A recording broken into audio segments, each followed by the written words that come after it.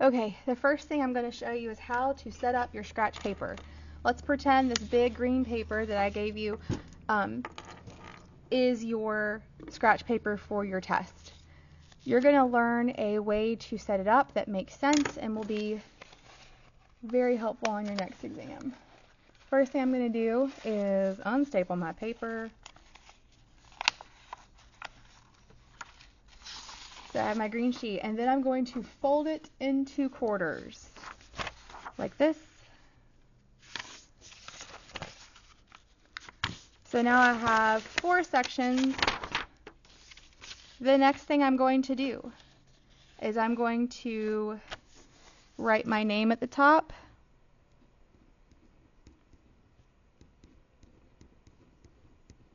The block you take science, let's say it's like, I don't know, second block. And then your science teacher in case one of the other teachers is using this video. And my science teacher is Mr. Campbell. Alright. I will be grading your scratch paper, so it is important that I know whose paper belongs to who. If you want to get full credit, you're going to have to do full credit work. Come on now. Are we going to focus?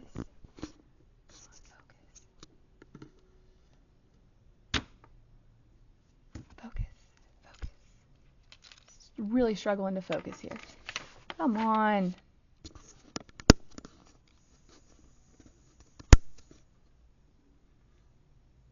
Okay, there we go.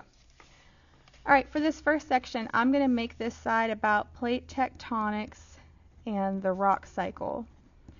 If you notice, I'm going to do a lot of abbreviations. The reason for this is that at this point in the school year, you should really have a good understanding of these words, and we shouldn't be learning them. They should be old news.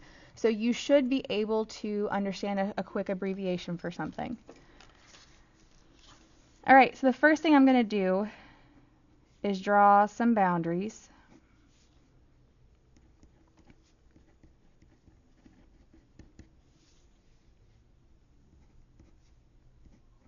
Convergent, divergent, transverse,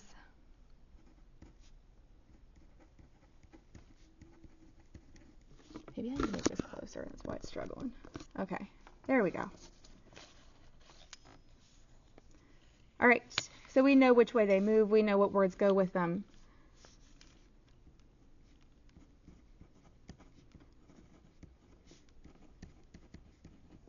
Pangea moved because of plate tectonics. Plate tectonics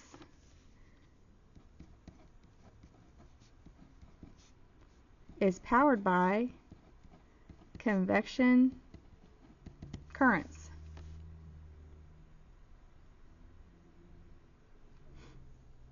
Alright, for the rock cycle, there's 2 things that we want to memorize. First, we're going to do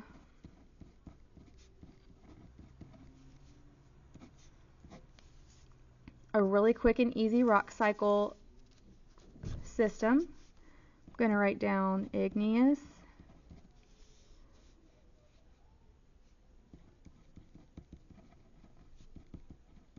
sedimentary, metamorphic. We know that any rock can become any other rock. This is just a quick sheet, like a quick look. The goal here is that let's pretend you have 2 brain cells for a second. And you have one brain cell that's trying to actively recall the information while the other brain cell problem solves. The goal with this is that you can free up one of those brain cells that's trying to recall information because you already have the information written down. You can use both brain cells to problem solve. Alright, for igneous to become sedimentary, a couple things have to happen. 1, weathering and erosion. Then we're going to have deposition. After that, we have compaction and cementation. For sedimentary to become metamorphic, we need heat and pressure. And for metamorphic to become igneous, it's got to be heated and cooled. occasionally crystallized. Or melted and cooled, I should say. Let's do that. Melted and cooled. All right, another thing I want you to think about is topography.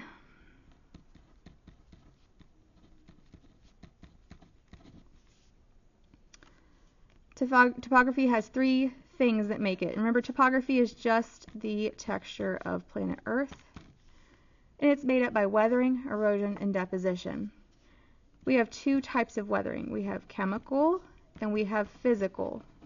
Remember that chemical has an M in it, and that's for changing the molecules. And physical has phys, like phys ed. That just means you're going to break it down and make it smaller, okay? And when you think about like phys ed, we think about physically doing something. This is just physically making them smaller. It has nothing to do with molecules.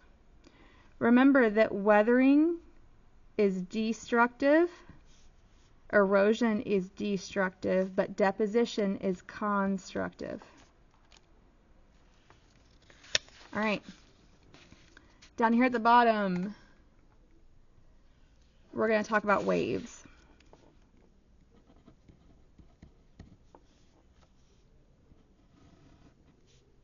You have two types of waves. You have mechanical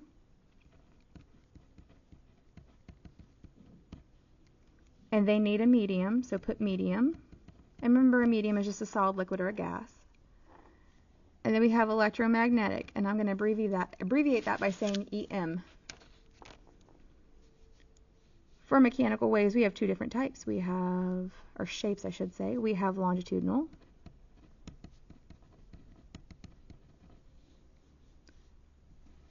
and we have transverse.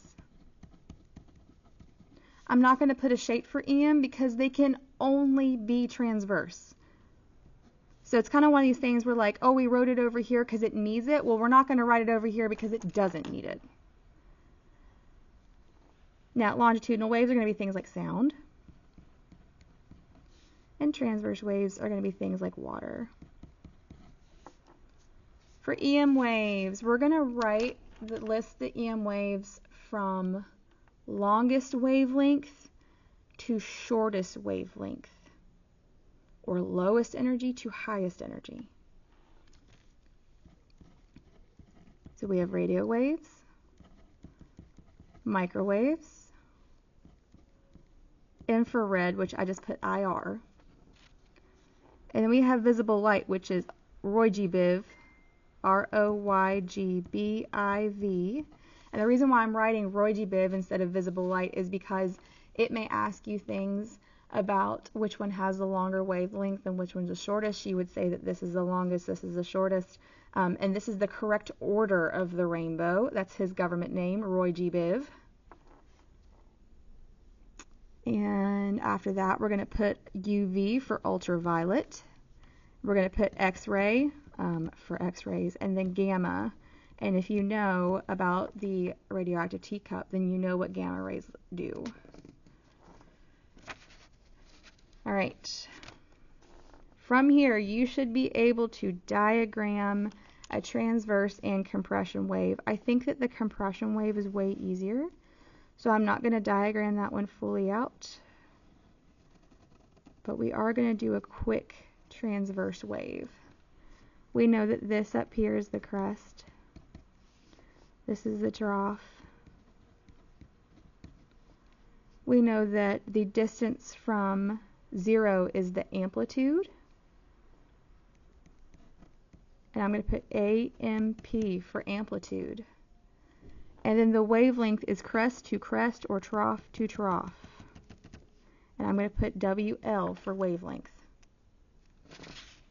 Remember that high frequency equals high energy. That means low frequency equals low energy. And if frequency increases, then the wavelength has to decrease.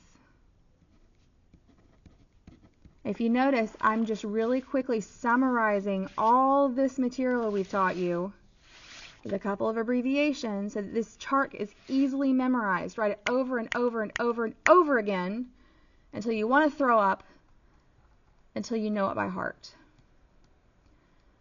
All right, for our other one, I want to do a quick section about natural resources because we've made some mistakes and I want to fix it real quick. There's two types of resources. There's renewable and there's non-renewable. Remember that renewable is going to be stuff like wind, anything to do with water,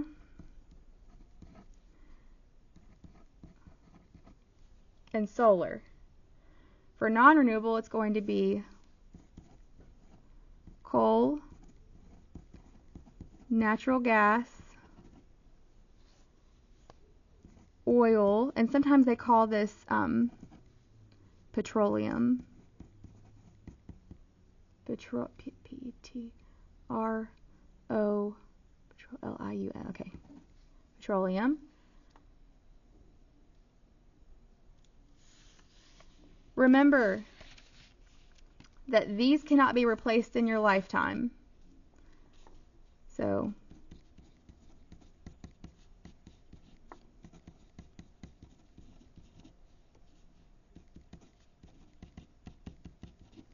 but these can. These are replaced like every day, right? The tides come in and out every day. The sun comes up and down every day. The wind blows in some places every day. And remember that these are also called, over here in the non-renewable section, these are all called fossil fuels. Okay? So we're going to write that down real quick.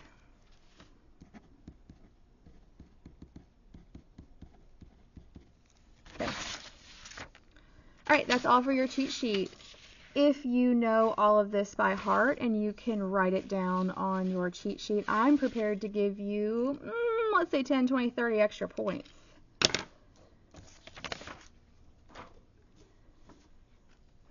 Alright, thanks. Next video is going to be about the study guide.